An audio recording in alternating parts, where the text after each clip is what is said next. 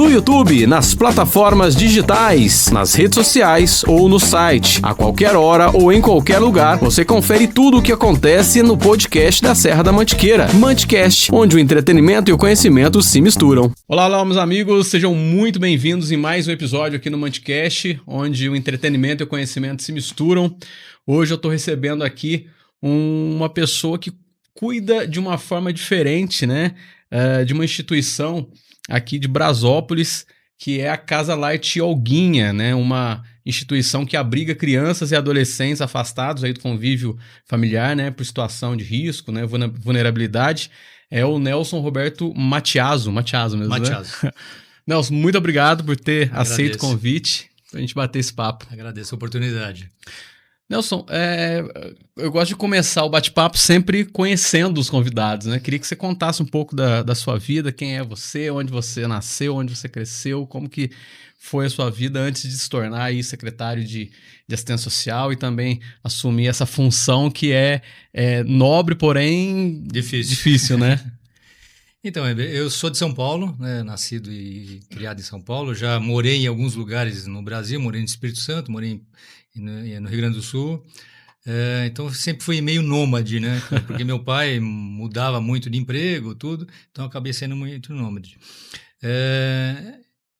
Eu sou formado em física, minha primeira formação, depois me formei em administração de empresas, fiz pós-graduação em administração contábil e financeira, me formei em técnica e acupuntura, né? E aí eu vim para cá no finalzinho de 2010. Que aí eu vim para cá, morava em São Paulo, tinha uma clínica em Perdizes, né, de acupuntura. Aí era casado com uma outra pessoa, tudo. E aí vim para cá, não queria mais ficar em São Paulo na época. Aí a gente acabou construindo aqui em Dias, né, a nossa casa. Aí minha esposa não quis vir para cá, a gente já não estava bem. Bom, eu vim para cá. Aí tive a oportunidade de conhecer a minha atual esposa, né, que é a minha companheira hoje, né? E a Márcia, né? Todo mundo conhece. E aí eu vim para cá, comecei a atuar como acupunturista, né? Mas assim, eu falo que o que eu ganhava lá em São Paulo em uma semana, eu precisava trabalhar 3 meses aqui, né? Então a gente começou, já logo em seguida já estava junto, tudo. Aí eu comecei a vender pão artesanal, tudo para poder sobreviver, né? Junto com a acupuntura. Aí em 2013 eu entrei no CEP, né, como professor lá. Aí fiquei até finalzinho de 2016. Lá eu dei aula na área de administração e depois a gente ajudou também a fundar o curso de logística lá, que eu acabei sendo coordenador do curso de logística. E aí quando o Carlos entrou na prefeitura, ele me convidou para ser o coordenador do CRAS. Então eu entrei no CRAS, mas fiquei 3 meses só lá. Aí ele me chamou para ser secretário de administração, né? E aí fiquei 1 ano na secretaria. Tinha um outro secretário na administração, e aí teve um problema de questões políticas, aí Sim. Teve uma troca, né? O secretário de assistência social que estava na época saiu, aí entrou um outro secretário, que era o secretário de administração, que eu acabei entrando no lugar dele, e aí o secretário de administração que ficou lá um ano também, acabou saindo, aí o Carlos me pediu que eu assumisse a Secretaria de Assistência Social. Isso foi em 2017, comecei em 2017. E estou até hoje, né? E como que é essa... Como você disse, né? Um pouco nômade, né? E várias formações em áreas totalmente diferentes, né? Física, cultura, administração, né? É bom por conta do tamanho do conhecimento que vai se criando, né? E as áreas que vão se abrindo ali à frente. Mas como foi chegar na assistência social?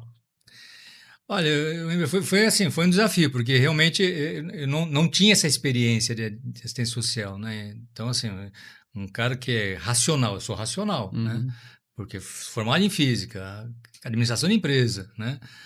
Apesar que a acupuntura me deu um equilíbrio nesse sentido, né? Mas assim, foi um desafio que aí a gente começou a entender um pouco mais essa questão humana, né? Que a assistência social é ser humano, né? Sim. Eu acho que tem conseguido fazer um bom trabalho, né? Eu considero que nesses 7 anos que eu estou na assistência social, a gente conseguiu resolver bastantes entraves que tinham no município, né? Então, assim, eu consegui lidar bem com essa situação. Acho que, para mim, foi um equilíbrio, né? Acabou trazendo um equilíbrio interessante. O legal é que você, assim, nada mais é que o setor público é a administração, a gestão, né? Como você já tem esse conhecimento de gestão, né? E além de ter a questão do professor, que daí tem outro olhar também, né? Acaba tudo isso ajudando, né? E a chegada na Casa Larte Olguinha, como que acontece? Então, em 2017, né, eu já estava na assistência social, e aí o que aconteceu? No meados do ano teve um problema dentro da casa, né? E aí, assim, envolveu o Ministério Público, envolveu o Judiciário, envolveu a assistência social, né? E acabou envolvendo a Prefeitura também, né? E assim, e aí foi criada uma situação que teve que haver uma intervenção, né? E foi até interessante porque, assim, quando aconteceu isso, que foi no finalzinho de novembro, aí a gente, na época estava o João, que é autor, né, ele estava na Secretaria de Administração, tudo, e aí a gente pegou, não, eu estava na administração e ele estava no social, né? E aí a gente falou, bom, então vamos montar, porque existia um grupo já dentro da Casa Larte Olguinha, né, era uma diretoria com 12 diretores. Falei, então vamos, que aí a doutora Letícia, na época, que ainda era juíza daqui, né, falou, vamos tentar montar um outro grupo, já que está tendo problema lá, para substituir. Beleza, então a gente começou a pensar em alguns nomes. Aí teve um dia que foi comecinho de dezembro de 2017, fui eu, o Carlos, né, o prefeito, e o Tô, nós fomos até Itajubá para conversar com a doutora Letícia, que estava lá, né, para propor alguns nomes, alguma coisa assim, né? Aí ela nos recebeu tudo, né? Então ela falou, bom, o que vocês estão falando, não sei o quê, não sei o que, sei lá. Aí de repente ela falou, então, seu Nelson, o senhor vai assumir a gestão. Eu falei, como eu? Foi desse jeito, né? Aí eu acabei, quando eu saí, eu xinguei os dois, falei, vocês me botaram nessa fria, que não sei o quê, não sei o quê. Bom, tudo bem. Aí a gente foi para lá, foi no dia 7 de dezembro, né? Aí assim, eu fui com uma ordem judicial, né, para afastar a diretoria que estava naquele momento, juntamente com a mãe social que estava naquele momento. Foi como chama a pessoa do judiciário que entrega as intimações? Oficial de Justiça. Oficial de Justiça. Isso foi no finalzinho do dia, né? Aí nós entramos na casa, tudo. E aí, beleza. Então, começamos a administrar. A casa tinha muitos problemas, né, financeiros, né, de atrasos, né, prefeituras que não conseguiam fazer os repasses em razão das CNDs que estavam todas positivadas, né? Então, a gente foi tentando, né, fomos administrando. E a ideia era, né, que eu entrasse logo em seguida eu montasse uma nova diretoria, né? A ideia seria uma transição Isso, ali. Mas aí a doutora Letícia falou, não, você vai ficar aí até vencer o mandato da outra diretoria, né? Então eu fiquei lá 1 ano e 4 meses sozinho administrando. Na época já tinham 25 crianças quando eu entrei lá, né? E a gente foi. Então a gente foi em cada um dos fornecedores, explicamos o que estava acontecendo, fui trabalhando a questão né, de tirar, né, a positividade das CNDs, né? A gente foi indo, e graças a Deus a gente conseguiu concluir, né? E aí quando foi em março de 2019, quando venceu, ela falou, agora você está autorizado a montar uma diretoria. Bom, eu falo que eu chamei mais 5 malucos, né? Porque o trabalho que a gente faz na diretoria lá é totalmente não é remunerado, é totalmente voluntário, né? E aí a gente conseguiu diminuir, né, mudamos o estatuto, diminuímos o número de diretores, de 12 caímos para 6, né? Aí ela autorizou e estamos até hoje lá, né? Estou no meu segundo mandato como presidente, né? Que vence agora em março do ano que vem. E como que é a história da Casa Larte Olguinha? Como que surge essa instituição que já tem hoje aí quase 20 anos, né? Quase 20 anos, 20 anos. Então, a Casa Lar foi fundada em novembro de 1999, né? Ela foi fundada por um grupo de pessoas, na verdade, né? Que eram pessoas que compunham o Conselho Tutelar da época, com pessoas que eram conselheiros do CMDCA, né? Que é o Conselho do Municipal da Criança e do Adolescente, né? Dos Direitos da Criança e do Adolescente. E, claro, desde aquela época já tinha essas demandas, né? De crianças em situação de vulnerabilidade, né? Em situações de risco, né? E então aí resolveram montar uma instituição. Com apoio, né, da prefeitura na época, né? E aí deram o nome de Tia Olguinha, porque eu não conheci, né? Eu acho que não sei, já era uma senhora de idade, que era uma professora que dava aula no Cônego. Parece que ela tinha uma afinidade bastante grande com as crianças, né? E aí resolveram homenageá-la dando esse nome. Então, inclusive, tem fotos no dia da inauguração com ela lá cortando a fita, tudo, né? Então, você vê que já era uma senhorinha já, né? E aí começou o trabalho, né? E hoje, quantas crianças e adolescentes tem Hoje nós estamos com 24. 24. 24, é. Nós temos convênio com 10 municípios da região, né? O município mais longe que nós temos, que tem convênio conosco, é de Guaranésia, que está a 5 horas de viagem. Porque existe uma dificuldade, são poucas as instituições que têm, né, desse segmento. Claro que os municípios grandes têm, né, as casas-lares, mas todas elas praticamente são municipalizadas, ou seja, só aceitam crianças do próprio município. Instituição como a nossa, né, que aceita várias crianças de outros municípios, né, são poucas. Porque uma prefeitura bancar uma casa-lar é muito alto, muito o custo custosa, é muito né? alto, né? Então hoje, só para você ter uma ideia, nós temos, são 10 cuidadoras com uma mãe social, né, que trabalham em regime de 12/36. Então, e todas são registradas, né? Porque nós somos acompanhadas pelas comarcas, né? Então, todas trabalham registradas direitinho, com os seus direitos. Então, o custo é muito alto, muito alto. E além de ter essa equipe, né? Há necessidade, logicamente, de algum acompanhamento psicológico, né? Nós temos uma psicóloga que trabalha coletivamente com as crianças, né? Que ela vai uma vez por semana, né? Mas cada uma não todas, mas uma boa parte delas tem um tratamento com outro psicólogo que trabalha individualmente, né? Porque todas as crianças, cada um vem com uma história, né? Com uma dificuldade de adaptação à instituição. Por mais amor e carinho que a gente dê para elas, né? Mas toda criança sente falta da sua mãe, do seu pai, dos seus irmãos, né? Então é muito difícil, né? E hoje qual que é a variedade de idade ali? Qual que é a idade mínima e a idade máxima que se tem ali hoje? Obrigado. A gente aceita crianças de 0 a 13 anos, né? E isso varia muito, Emer, porque assim, nós tivemos há uns 6 meses atrás, nós tínhamos 5 bebês, né? Hoje nós estamos com uma. Então, assim, isso é muito... Temos adolescentes, né, que até mais do que essa idade de 13 anos, porque a maioria deles entraram antes, né, dessa data de 13 anos e continuam, né, estão lá porque a justiça é lenta, infelizmente é muito lenta para a solução disso daí, né? As pessoas acham que a Casa Lar, a gente recebe muita ligação, né, semanalmente, pensando que lá é um orfanato. Ah, tem criança para adoção, né? Então, assim, não tem criança para adoção, né? Hoje, na verdade, nós temos, são 3 adolescentes que estão para adoção, porque se esgotou todas as possibilidades de retorno à família, né? E o restante fica aguardando. Então, tem criança lá que está 2, 3 anos aguardando a justiça solucionar a situação delas, até sair a destituição familiar, né?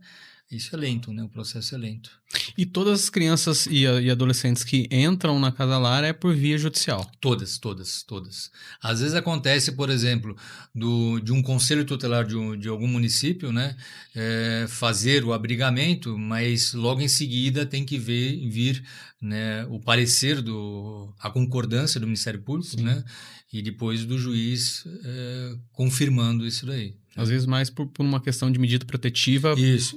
A curto prazo para poder solucionar. Mas então nunca tem uma criança que não tem uma ordem judicial como consequência de ela estar ali, né? A gente estava conversando aqui antes dos microfones estarem ligados, né, sobre essa questão de algumas crianças chegaram a passar quase que toda a vida ali e Sim. sair já com 18 anos, né? Qual o tempo máximo ali que chegou a ter uma criança? Você consegue? Então, nós tivemos 2 casos da história da Casa Lar, né? Um que foi anterior à nossa estada lá, que é um menino que já é adulto, né? Que ficou lá por acho que uns 6 anos, mais ou menos, né? Aí é feita a destituição, vai para adoção, não se adota e ficou até os 18 anos. E como ele tinha um benefício, né, que é o benefício por deficiência, então ele mora no município, né, tem uma pessoa que é o tutor dele, né, que administra a questão financeira e está lá. Nós tivemos esse ano também um caso de uma menina, que na verdade eles são em 2 irmãos, né, a menina completou 18 anos em fevereiro, o irmão dela permanece ainda na casa, e aí ela saiu com 12, tentou voltar para o seio familiar, não deu certo, mas assim, a gente vai monitorando, sabe, Wender? Mesmo assim, mesmo saindo da casa, porque a gente não mantém a criança após o adolescente, o adulto depois, porque o estatuto não permite, e Uhum. também a pessoa que fica muitos anos dentro do abrigo, ela quer ter liberdade, né? Sim. A gente tem restrições, né, para poder para uma criança ou adolescente estar lá dentro, né? Com algumas questões disciplinares que são importantes, né? Então, assim, mas nós temos, a diretoria hoje tem um compromisso, né? Vamos supor que tem uma pessoa que vai sair com 18 anos e que não tenha família nenhuma, né? Não tem vínculos mais familiares. A diretoria tem um compromisso de dar todo o respaldo para essa pessoa, né, até ela conseguir ter a independência dela financeira para poder tocar a sua vida. Então a gente vai preparando. Por exemplo, o irmão dessa menina que tá no abrigo hoje, está com 16 anos, né? Então a gente já está preparando ele, né? Então, assim, ele já está fazendo tá tendo um trabalho para ter um dinheirinho dele, para ele começar a se habituar, né, a A estar a sociedade, né? sociedade, né, a ter alguém que, como patrão dele. Então a gente vai dando todo esse respaldo. E é uma situação que, assim, para quem vê de fora, né, a gente também entende essa dificuldade de quem tá ali, né, já passou por inúmeras situações, né, Sim, algumas às vezes por conta de entrar muito, muito nova não vai lembrar, não vai ter esse vínculo, mas algumas, dependendo da idade, passou por coisas que a gente não sabe, mas por, por estar lá é porque passou por uma situação muito sem dúvida. complicada. E aí esse retorno para a sociedade é algo que precisa ser Sim. trabalhado dia a dia, meses, anos, até conseguir de fato que essa pessoa se sinta também bem o suficiente para estar na sociedade, né? Então, o que acontece? Todas as crianças têm traumas, né? E traumas às vezes difíceis, né? Pesados, né? Então, assim, por isso que a gente faz esse acompanhamento psicológico, né? Acompanhamento psiquiátrico também, né? Porque muitas delas precisam tomar algum tipo de medicamento para poder diminuir a sua ansiedade, porque assim, a maioria deles são muito ansiosos em razão da situação que eles vivem, Uhum. né? Então, assim, qual que é o nosso papel lá? O nosso papel é, além de fazer esse acolhimento, dar o amor que muitas vezes eles não tiveram, né? É dar uma formação, né? É formar seres humanos ali, né? Então, a educação que eles tiveram, né, é muito ruim, né? Por isso que muitas vezes estão ali, Sim. né? Então, assim, esse é o nosso trabalho. E é um trabalho de formiguinha. É um trabalho de... Porque você vê uma criança, a maneira como ela come, a maneira como ela trata, por exemplo, uma tia, uma cuidadora que está lá, como trata um coleguinha que está ali, né? Às vezes tem muita criança que veio em razão da violência que ela sofreu, então ela repercute essa mesma Sim. violência, né? Então, assim, a gente tem que ter esse olhar, né? E saber que cada um é um ser individual. Então, não dá para generalizar, não. bota tudo dentro de um balaio e é tudo... Não, cada um é um serzinho ali que precisa ser trabalhado de uma maneira diferente. E todas as pessoas, todas as crianças e adolescentes abrigados lá, eles frequentam a escola regular? Normal, a gente frequenta. A gente tem algumas facilidades aqui no município, que é um município pequeno, que então facilita. Então, crianças até o 5º ano vão ali na escolinha Nossa Senhora Aparecida, que está do ladinho, próximo, né? O restante vai tudo para o colégio. Nós temos hoje um veículo que a gente leva e traz as crianças, né? Mas para proteção delas, né, para elas não poderem ficar dispersas, não. Porque infelizmente, principalmente quando elas vão ficando um pouquinho mais, elas sofrem muito bullying, né? Você é da casa lar, você não tem mãe, você não tem pai, assim. Então, infelizmente, acontece. Então, esse é um outro trabalho que a gente tem que fazer, que é mostrar para a sociedade que essas crianças e adolescentes são vítimas, São elas seres humanos, são vítimas de uma situação, elas não são culpadas do que aconteceu com elas, né?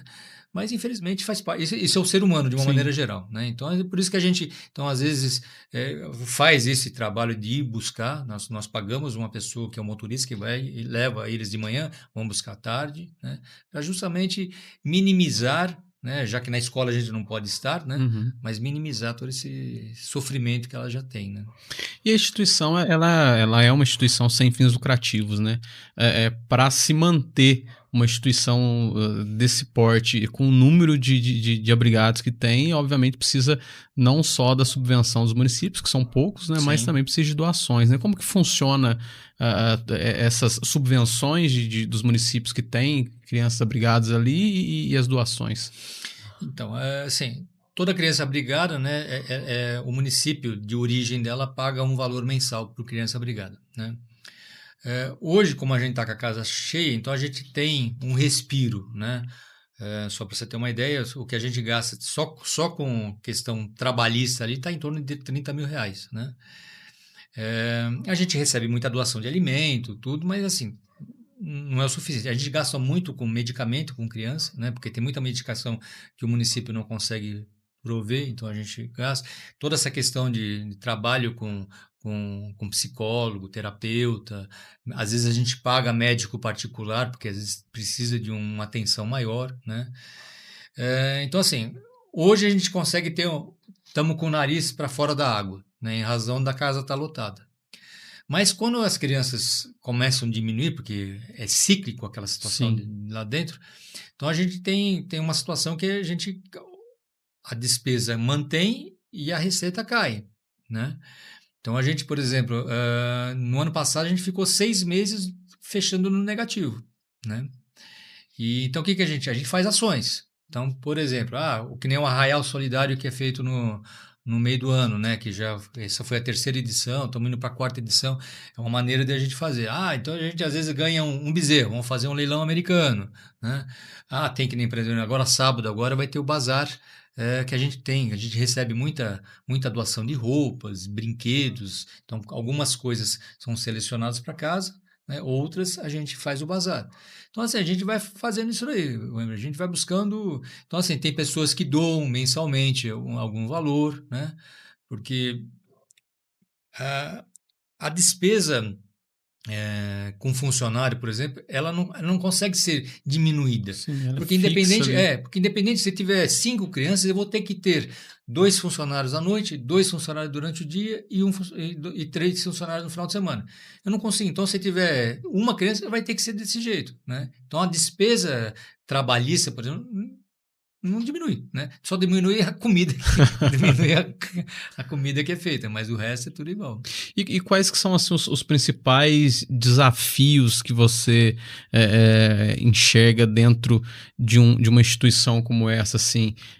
Porque eu imagino que não sejam poucos, apesar de você já trazer alguns aqui, mas eu acho que são constantes e cada momento pode surgir novos desafios, né? Quais são os principais, assim? Eu acho que o desafio mais importante que eu vejo, né, é a questão emocional deles, né? Porque assim, Alimento você dá, abrigo você dá, saúde você dá, mas o emocional é muito difícil, né? Porque, como eu falei, cada um tem uma história ali, né? Cada um tem um trauma, cada um vem com uma expectativa, né? Então, você trabalhar aquela questão, né? De poder... Eu lembro, por exemplo, que veio dois adolescentes, eh, um tinha 15 e o irmão dele tinha acho que 13 anos, né? Então, dois grandão, assim, era até maior que eu.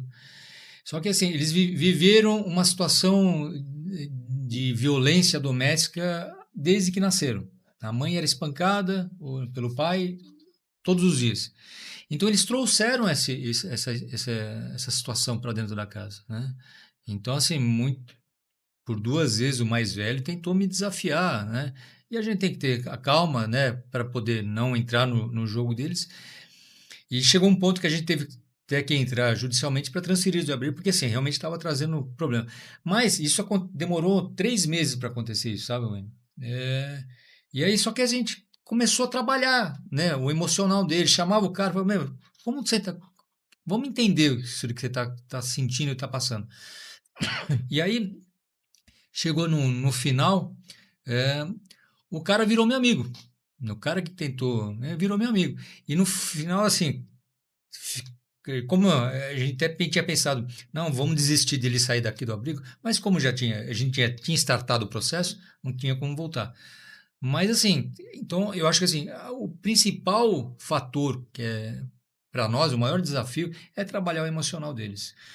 A criança, por mais que eles vão para a escola, tudo, mas eles voltam, né? E assim, você pega adolescente, quer namorar, quer sair para coisa, quer ter celular, né? Então a gente não permite ter celular, porque isso bagunça emocional delas, né? É, questão de namoro, aí muito. Então, assim, hoje vai ter uma festinha, vão. Tá, a gente até às vezes consegue fazer alguma coisa nesse sentido, mas tem que ter horário, não pode Uhum. passar das 10, né? Vai alguém buscar, né? Não é livre dessa maneira. Então, tudo isso compromete também a questão, né? Principalmente na fase de adolescente, né? Porque a partir do momento também que passa-se, a gente sabe que nós já fomos adolescentes, já Sim, fomos, né? A gente sabe a dificuldade que tem, e aí aquele momento de querer ter a liberdade, de querer sim, ter a rebeldia, e aí lidar com isso ao mesmo tempo que você precisa lidar com outras crianças menores, né? Que vão acabar tendo ali como exemplo, vendo que sim, sim, aquilo, né? sim. É muito dificultoso, né? É por isso que eu falo, né? Assim, chega uma certa idade, por exemplo, a gente tem que administrar muitas vezes a automutilação das crianças, né? Então você vê os adolescentes principalmente, né? E acaba influenciando, porque faz isso dentro da casa. Porque assim, você fala, não, mas você tem. Não, não tem nada. É uma pedrinha que eles acham e vão cortar o braço. Corta o braço, corta a perna, né? E aí uma criança pequena vê aquilo lá, Acho que é né? normal aquilo, é Normal aquilo aquilo, que. né? Então tudo isso a gente tem que administrar. Eu tiro o chapéu para as cuidadoras que estão lá, né? Porque assim, é um desafio muito grande, né? É, elas sabem que precisam, que essas crianças são carentes de amor, né? Esse é o principal ponto. E elas conseguem fazer isso, mas tem um limite, né? Você Sim. imagina você 20 crianças gritando na tua orelha, pega um final de semana, por exemplo, tá todo mundo dentro de casa, né? E como fazer essa reintegração dessas crianças e adolescentes para a família? É muito difícil retornar às famílias? É um passo complicado? Porque assim, primeiro que depende da justiça, né? Não são todos os casos que acontece de voltar para os pais, né? Porque geralmente a origem do problema são os pais, Sim. né? Então a justiça tenta buscar o que a gente chama de Outros família vínculos, extensa, né? sim. Que são os parentes mais próximos, tudo, né? Mas assim, o que a gente vê, dos poucos casos que a gente ouve falar, porque a gente acaba perdendo o vínculo, né? A gente percebe que a gente conseguiu plantar uma sementinha, né? Porque houve uma mudança por mais que ela possa voltar no mesmo ambiente que ela estava, mas houve uma mudança de comportamento dela, de como ela encara aquilo, né? Isso para nós é positivo. Então, assim, todo o trabalho que a gente vê, porque a gente não se dá conta desse trabalho, né? Porque ele é invisível, né? Sim. E a gente às vezes não tem o resultado imediato, né? Mas a gente percebe que a sementinha que a gente plantou em cada um deles, de alguma maneira, é o que a gente torce para isso, né? Já que a gente não tem controle de toda a situação, né? Que a gente quer essas crianças, esses adolescentes possam, e que eu falo muito abertamente com os adolescentes, eu tenho um papo muito sincero com eles, né? Eu chego para eles, por mais que eles me chamam de tio, não sei o quê, muito assim, como de pai para filho mesmo, mas muito, né, aberto mesmo. Falei, cara, você não pode repetir o que teus pais fizeram. Você tem que quebrar o ciclo. Você tem que quebrar esse ciclo. Porque você repete, você vai fazer sofrer lá na frente alguém como você está sofrendo agora. Então, a gente tenta botar isso na cabeça deles para eles terem consciência de que realmente eles são vítimas, mas é que eles não podem continuar fazendo o que fazem. Porque às vezes até os pais deles foram vítimas lá atrás e vem vindo um ciclo. E eu falo para eles, vocês têm que cortar esse ciclo. Se vocês não cortam esse ciclo, vocês vão repetir a mesma situação. Entrar nas drogas, né, com álcool, com violência, seja o que for. E é uma situação assim que eu vejo que como você disse, né? Cada serzinho que tá lá, cada criança, cada adolescente tem uma história, né?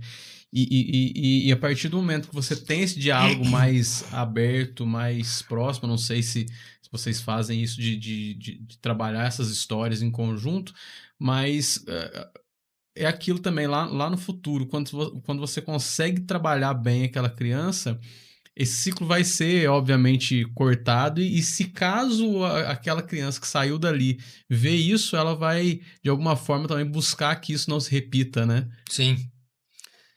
O que eu falo para eles, né? Eu falo assim, vocês estão aqui por um tempo, né? Não é para a vida inteira, né?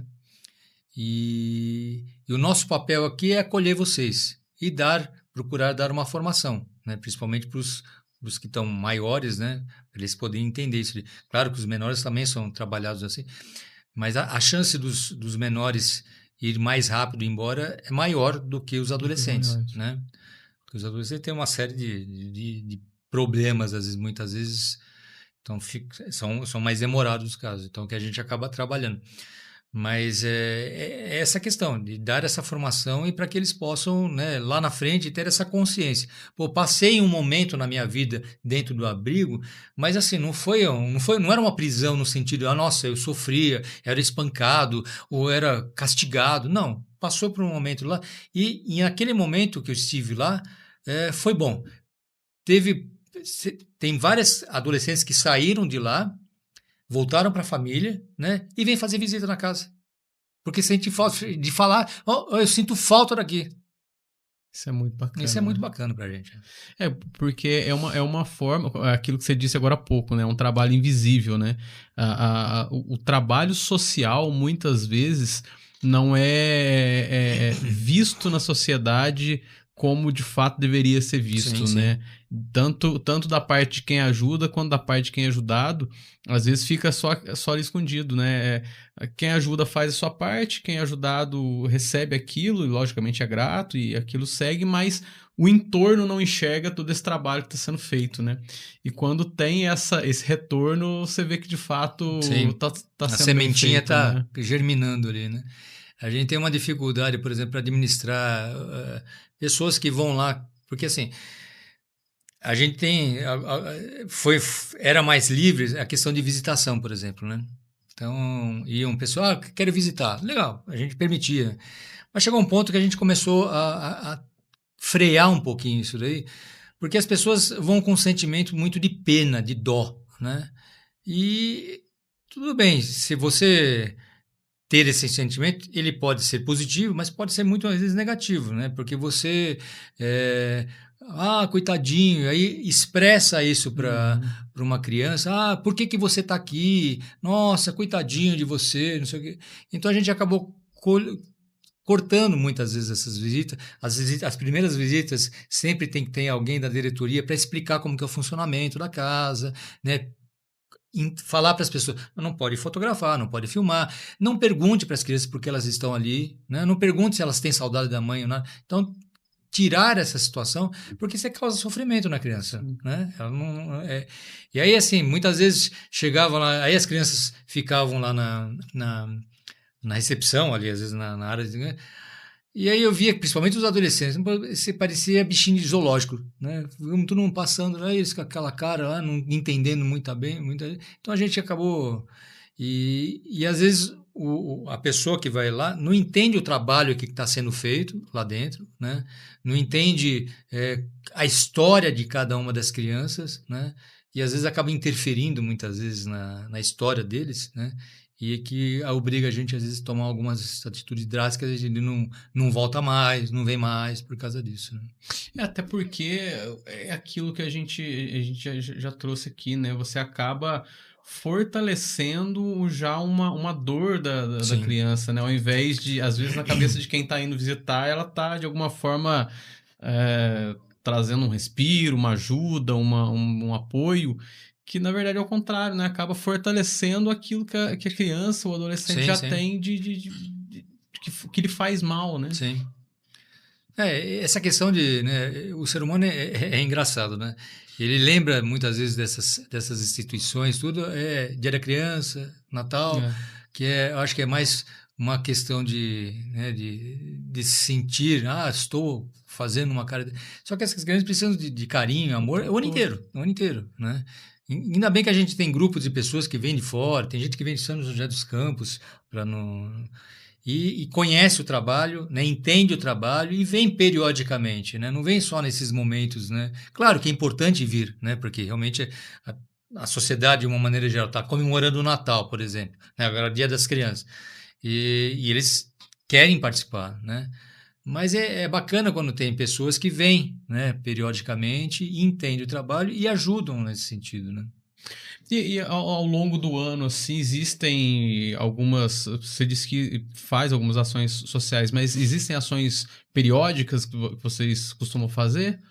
Periódica, Ou a demanda? Por exemplo, ações de arrecadação... então, os bazares que a gente faz, a cada 2, 3 meses a gente faz o bazar, né?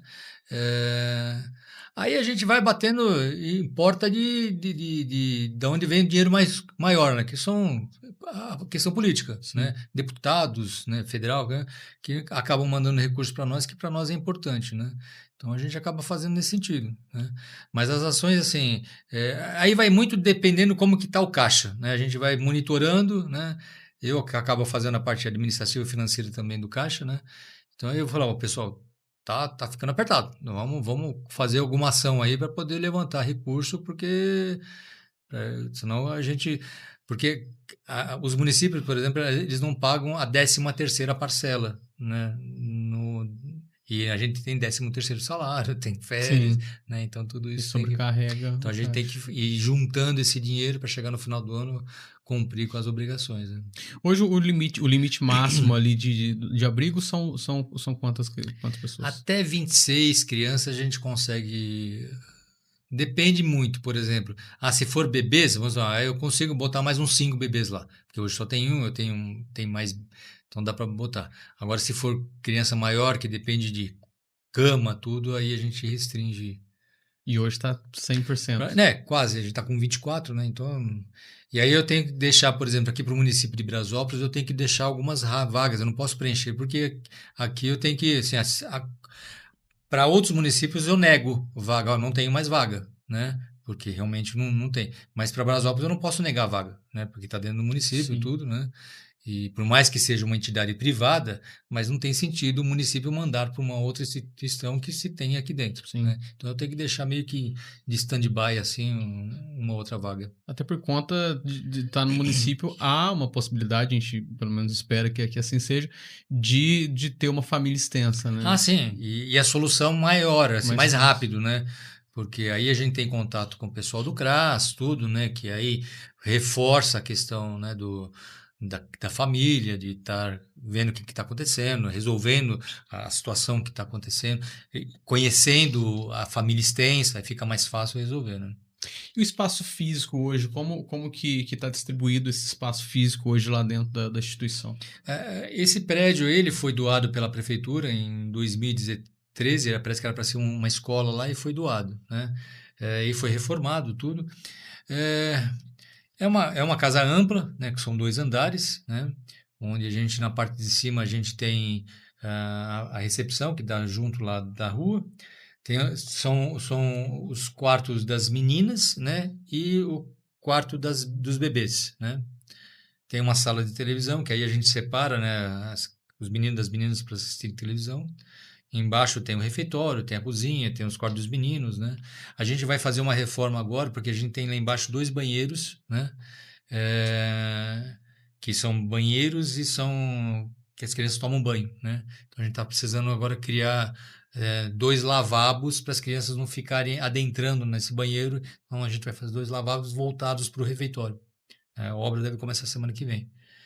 E aí tem um espaço lá fora, onde eles brincam, né? Mas assim, é um espaço bom, né? Grande, né?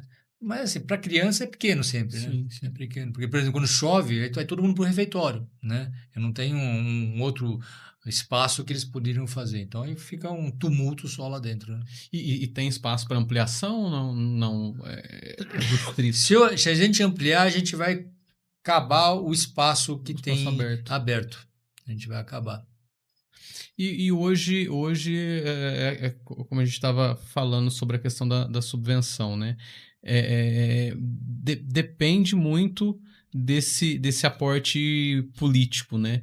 Há algum projeto de social ou alguma forma de buscar mais recursos financeiros para isso, ou hoje está muito difícil no social, já em Não, âmbitos, esferas existem maiores? margem para isso, sabe? O MT, assim, de conseguir que empresas façam, patrocinem isso daí. O problema é tempo para conseguir isso daí. Nós somos só em 6 diretores e todos trabalham ali. Então, nosso trabalho já é voluntário. E a gente precisaria ter pessoas que se dedicassem a isso. Os exclusivos para Para isso. isso. Então, assim, por exemplo, tem muitos projetos, né, que empresas colocam para poder buscar recursos, né? Só que a gente não tem tempo para isso aí, para conseguir, né? Então, você teria que ter uma pessoa para isso, né?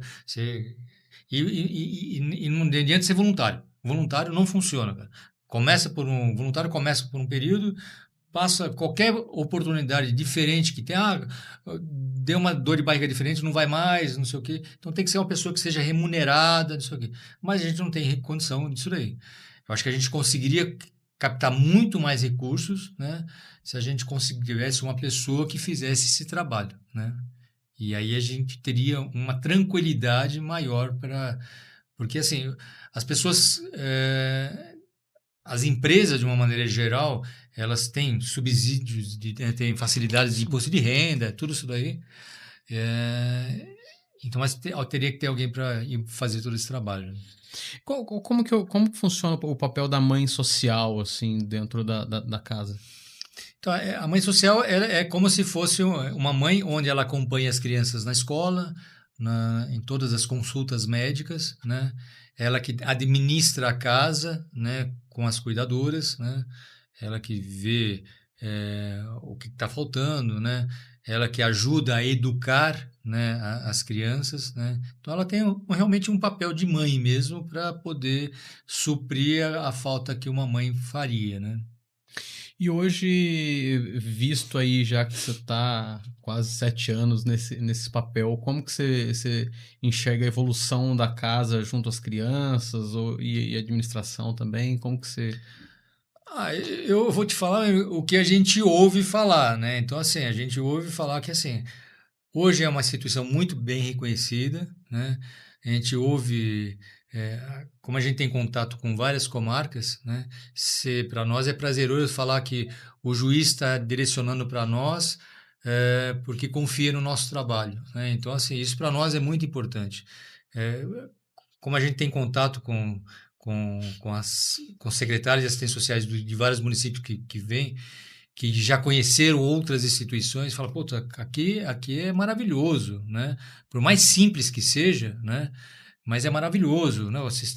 Você entra aqui, é cheiro de casa, comidinha, né? Então, assim, isso para nós é gratificante. A gente se sente feliz que o trabalho tá se desenvolvendo, né? Eu acho que um negócio muito importante também é esse reconhecimento por conta de fato, o trabalho extenso que se tem, né? Não é algo que simplesmente se assume ali a administração e faz uma gestão, e Sim, não é uma gestão por gestão, é uma não, coisa mais de amor e carinho, não, uma sem dúvida. visão mais humana, né? Sim, sim, sim. A Márcia, né, tá aqui do meu lado, ela sabe muito bem assim, o meu envolvimento com relação à Casa Lar. Não só o meu, né, todos os diretores têm, cada um na sua possibilidade, mas, por exemplo, eu durmo com o celular do lado do meu criado mudo e fica ligado, porque assim, várias vezes eu já recebi ligação de madrugada de algum conselho tutelar de alguma cidade. Nelson, pelo amor de Deus, precisamos abrigar a criança, que teve que ser tirada às pressas por N razões, então tem que ir lá na casa, abrir a casa, ou se não informar, ligar para a cuidadora, ó, abriga a criança aí, que não sei o quê. Então, assim, Você almoça com eles? isso é uma coisa que eu faço todos os dias, de segunda a sexta eu vou almoçar com as crianças lá, né? Então, um tempo atrás a gente ia na minha casa, eu falei, não, eu preciso estar com eles lá. Então, eu almoço com eles lá. No final de semana, às vezes, eu estou, né? Então, mas às vezes eu preciso também descansar um pouquinho, né? Mas o nosso envolvimento é total. Vira filhos, né? Ah, Vira vira, filhos. viu? Nunca tive filhos, né? A Márcia tem, eu nunca tive filhos. E, de repente, vejo aí com 10, 15, 20 filhos aí. E a gente acaba tendo um carinho e um amor muito grande por eles.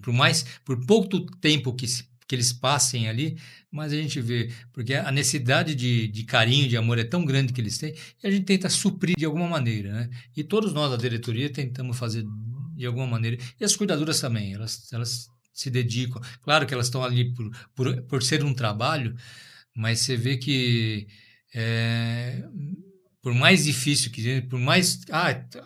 Algumas já tiveram, que estão lá, já tiveram oportunidade de trabalho, mas não deixam acasalar por todo o carinho que elas têm, né? E eu acho que é muito importante esse envolvimento e aquilo que a gente estava comentando em off aqui também. Mais do que um trabalho, né? Passa a ser, de fato, uma dedicação de um dom, né? Um É uma dom doação, é uma doação. de cuidar, né? É uma doação.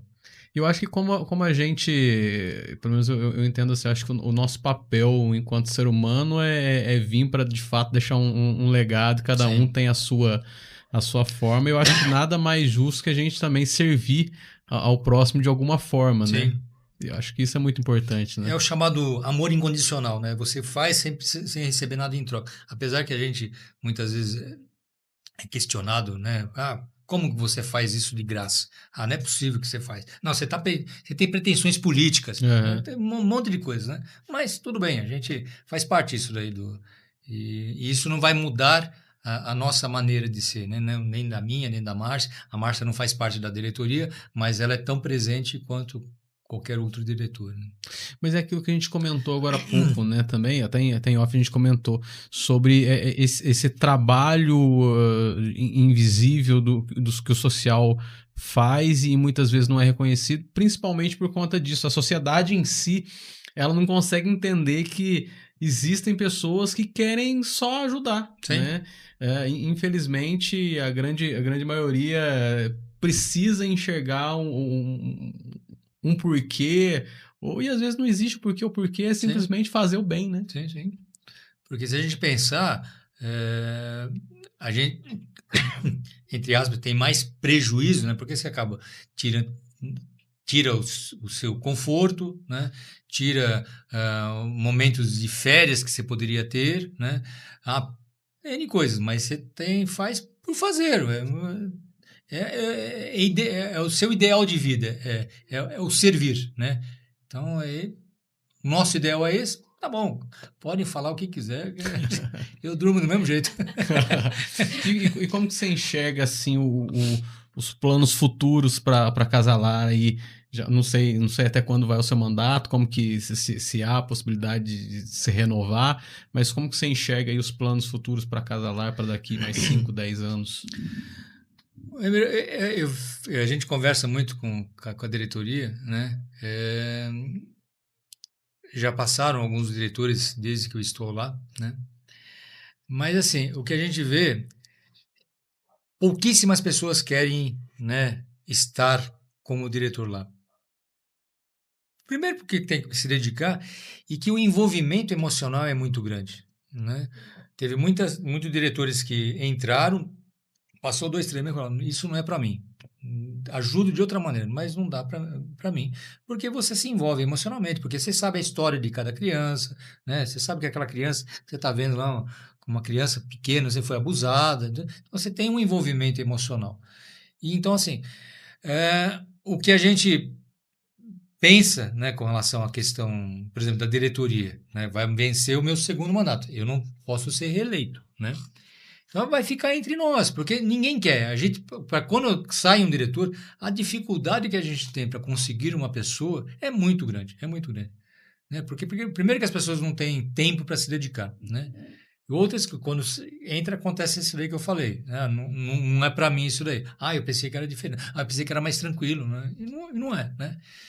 Então, assim, o que a gente tem percebido, você falou, daqui 10 anos, é essa demanda de crianças sendo tiradas das famílias, né, está aumentando cada vez mais, né?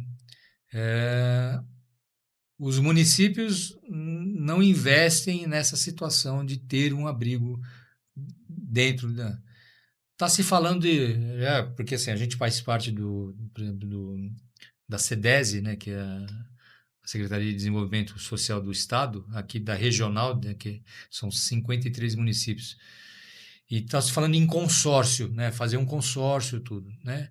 Mas isso pode gerar embates políticos, porque eu tenho mais direito, porque eu pago mais, que não sei o quê. Uhum. Então, isso é uma coisa que pode vir a acontecer. Mas o que eu vejo, assim, existe essa questão, né, de um aumento cada vez maior, né, de crianças precisando de um abrigo, né? E uma outra situação que a gente pensa, que nós recebemos até 13 anos, né? E tem essa outra faixa etária acima disso daí, que tem uma demanda muito alta também, né? E que precisaria ter, né? A gente conhece alguns abrigos que fazem isso, mas no nosso entendimento não faz o trabalho que deveria ser feito, que é esse trabalho que eu te falei, um trabalho humano, né? De chegar, né, no adolescente, chamar ele para por mais que ele tenha passado um monte, chamar ele para e desenvolver aspectos profissionais para ele não ser, por mais que ele fique pouco tempo ali, ele possa ter um aprendizado que ele possa lá fora, porque aí ele vai ter o seu livre-arbítrio de ou continua no mesmo ciclo ou corta, né? Então, assim, eu vejo que tem muito trabalho, muito trabalho. A gente tem uma limitação de espaço na casa-lar, né? E também não consigo botar 40 crianças também, porque aí você perde também o objetivo do trabalho. Também né? Perde o objetivo, né? Porque já com 24 crianças já é difícil você administrar, e não adianta você ter uma... Então, o poder público ele vai ter que pensar em alguma coisa, porque está difícil. Então, assim, você tem municípios hoje que pagam a subvenção lá, coisa para não ter, mesmo não tendo criança, para garantir vaga. Porque também acontece a qualquer momento, né? Sim. né? E infelizmente, aquilo que você falou, né, é uma demanda que ela infelizmente vem aumentando, né? E a gente vê que a sociedade, todo dia, se você... Eu trabalho na D2 e na Nova Difusora em Santa Rita, né? No jornalismo, e a gente acompanha os noticiários. Sim. E a gente dá notícia todo dia e, assim, parece que a demanda do abandono, ela aumenta, né? Sim. Por N situações, eu acho que talvez a nossa sociedade, ela tá... ficando mais carente e ao mesmo tempo se isolando mais do próprio ser humano, né? Sim. E isso faz com que essas demandas acabem aumentando. Esse trabalho tende a ser mais custoso para para de fato conseguir um espaço para cuidar dessas pessoas que estão ficando mais carentes, né? E é um trabalho em rede. Você tem que ser assim, não é só o judiciário, é um trabalho da saúde, da educação, da assistência social de cada município. Tem que ser feito um trabalho em rede, porque você consegue diminuir essa demanda se você trabalha. Se você já identifica o problema, né, você já começa a trabalhar. Claro que muitas vezes não dá certo, mas se você consegue fazer esse trabalho, né, isso já começa a diminuir essa demanda, né? Nelson, e para quem quer ajudar, seja do jeito que puder, ou o jeito que mais lhe couber ali, seja financeiro, seja com doação de alimento, de roupa, ou até de atenção, como que as pessoas podem estar ajudando a Casalar? Então, desculpa. Com relação a financeiro, a gente aceita, sempre a gente tem tem Pix, tem conta bancária, que a gente pode estar... eu acho que inclusive na tua chamada Posso colocou. colocar? Isso, pode. Que é o CNPJ, né? CNPJ, é o nosso Pix. A gente aceita alimento, aceita produto de limpeza, de higiene pessoal. A gente não faz nenhum tipo de... A gente aceita qualquer coisa, roupas, brinquedos, porque para nós tudo é importante. Tudo é importante. Se a gente recebe muitas vezes alguma coisa em excesso, por exemplo, recebemos, sei lá, uma quantidade enorme de macarrão, que a gente vê que a gente não vai usar aquilo lá, então a gente tem uma parceria boa com a Casa de Convivência, então a gente faz e eles vice-versa, então a gente faz dessa maneira. Então, e com relação à questão de o que as crianças precisam de atenção, né? Então, se alguém tem uma disponibilidade, algum tempinho de ir lá brincar com as crianças, é brincar, não é confessionário, nada, é brincar com as crianças querem brincar, principalmente os menorzinhos, né? Lá sentar, brincar de carrinho, de joguinho, não sei o que elas querem isso, né? Sem ficar perguntando nada, vai lá e brinca, ela passa uma horinha, né? Que seja uma vez por semana, uma vez por mês, não importa quanto tempo, elas querem isso.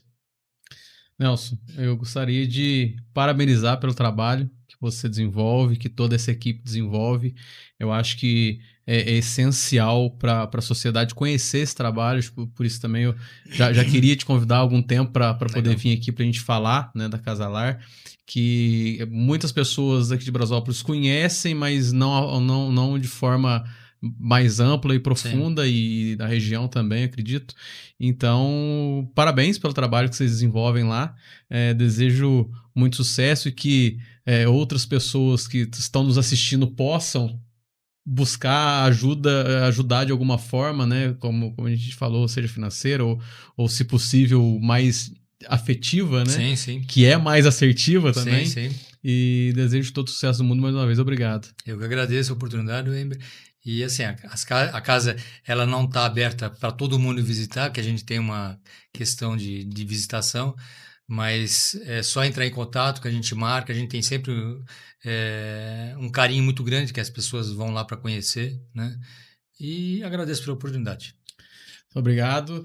E para você que nos assistiu, espero que você tenha gostado, espero que você aproveite também para ir conhecer esse trabalho e ajude da forma que for, né? Se possível, mais afetivamente, né?